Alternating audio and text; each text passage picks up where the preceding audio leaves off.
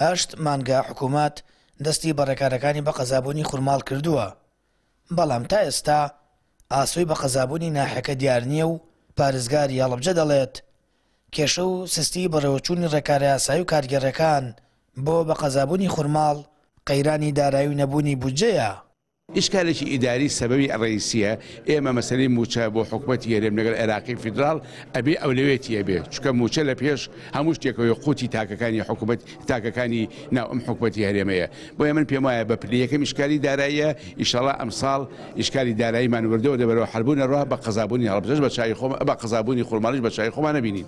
چالاکوان و توێژەکانی ناحەکە نیگەرانن هەنگاوەکانی بە قەزابوونی خورماڵ خاو بوونەتەوە حکوومەت بە بیانووی قەیرانی دارایی بڕاری بە قەزابوونی خورماڵ دوا دەخات، دەژڵێن فشارەکانیان دەست پێ دەکەنەوە و چالاکیە مەدەنیەکانیان بۆ بە قەزابوونی خورماڵ زیندوو دەکەنەوە.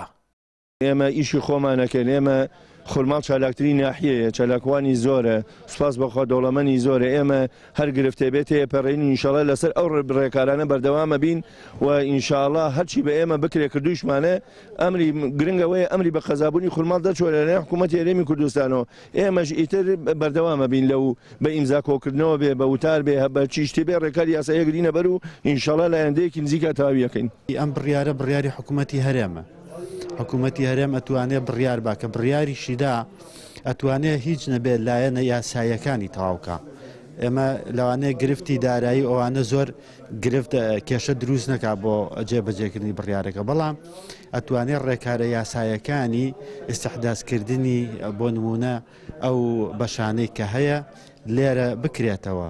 هۆکاری دواکەوتنی کەمپینەکەی بۆ مەسەلەی نەبوونی بودجەوەمانە گەڕایەوە، بەڵام پێمان وانییە ئەمە تا حدێک شتەکە قانعکنندە بێ لای خەڵک، بۆیە ئێمە بەیانی کۆبوونەوەیەکی گشتگیرمانەیە و پەیامێکمانەوێت بۆ حکوومەتی هەرێمی کوردستان.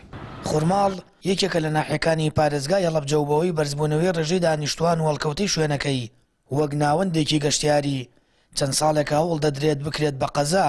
ناحیەکە خاوەنی چەندین شوێنەواری مێژووی و ئاینیە و هاوکات بوونی سروشتێکی جوان و چەناوی ناوارێک وای کردووە ساڵانە هەزاران گەشتیار سەردانی ناوچەکە بکەن. خەونی خورماڵیەکان ئەوەیە ناحیەکەیان بکرێت بە قەزا، هەرچەندە وەزارەتی ناوخۆش فەرمانی دەرکردووە ڕێکارەکانی بوون بە قەزای خورماڵ دەست پێ بکات، بەڵام قەیرانی دارایی و نەبوونی بودجە هۆکاری سەرەکین هەنگاوەکانی بوون بە قەزای خورماڵ لاواز بکات. سامان فتاح، کەناڵی ئاسمانی پەیام، خورماڵ.